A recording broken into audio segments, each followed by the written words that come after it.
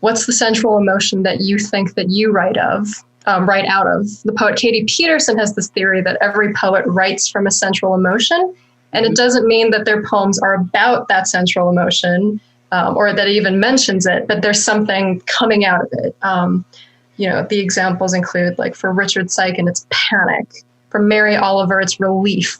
Mm-hmm. And we do this, we sit down for a while and we kind of make we make a big chart and we ask ourselves questions and we think, what is that central emotion that I come back to that gives me my energy, that gives me something to write from? And, I too had to do the exercise because I assigned it. And I realized when I did, to my dismay, I think my central emotion is fear. I was really hoping it was something else, but I think it's fear. And, but the happy thing, I think, is that my discontent led me to think, okay, are there ways of using that, though? Do you write sometimes out of the opposite of your central emotion? Those things are probably closer than you imagine. Are there sort of tangentially connected emotions? Vulnerability, openness, annoyance,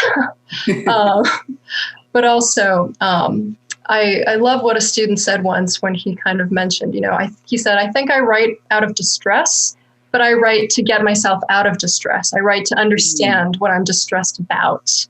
And I think in that way, writing can and should always be an act of discovery.